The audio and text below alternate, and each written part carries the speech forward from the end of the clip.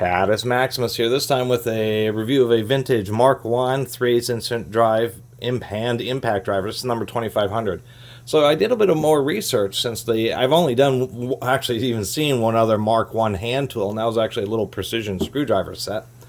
But it turns out that in the 90s and the early 2000s, Mark 1 was actually a bunch of more known for stationary woodworking equipment, Taiwanese stationary woodworking equipment. This is indeed made in Taiwan, and it turns out that they had some various hand tools.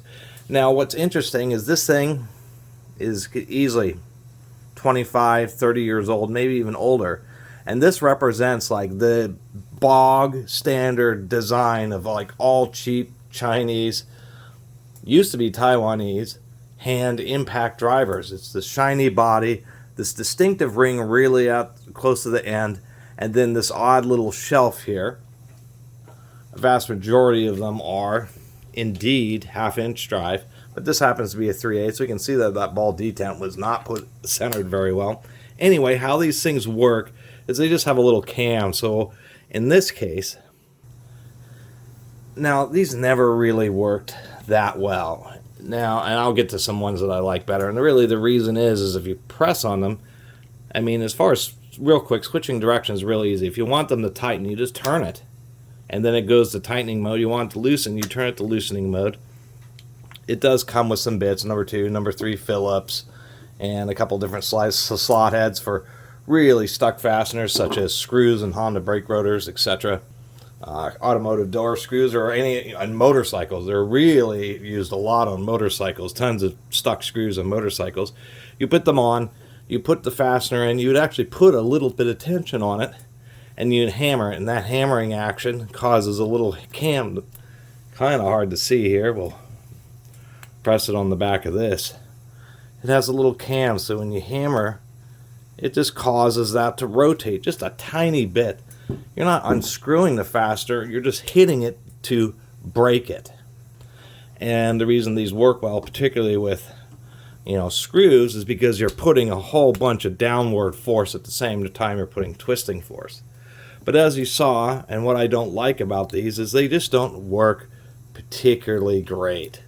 Now what I have here is a Lyle, and the Lyles don't make these anymore. They came out with a whole patented design and stopped making it, and I'm not sure why. Probably because it was too expensive.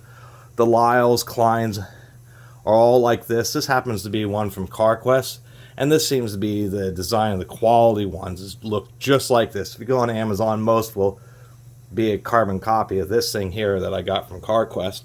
But I really like the Lyle ones because the Lyle ones were just much more aggressive. When you press on a Lyle, you just get a whole bunch more rotating action, and they also are really, really smooth.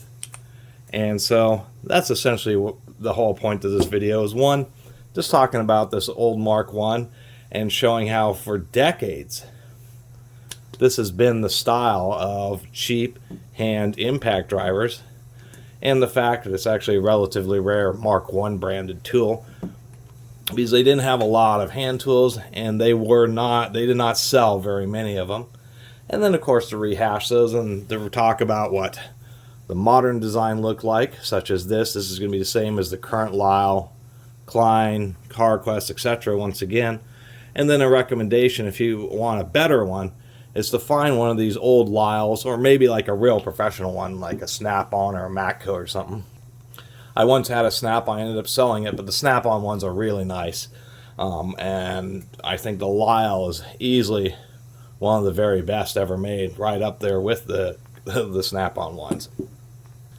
So anyway, there's my kind of weird nonsensical video about an old Mark 1 number 2500 3/8 inch hand impact driver. This is something I'll probably end up keeping the bits, but I'll end up donating this just because that's not really nice enough to be worth keeping, considering the couple really nice ones that I already have. Anyway, really appreciate everybody who's been watching and subscribing, and if you haven't subscribed, please do. Until next time, Catus Maximus out. And yes, my cat's still alive. She's not very heavy, only a 7-pound cat, and absolutely hates this table for some reason. I get a lot of flack for not having my cat in the videos, but she just never wants to cooperate.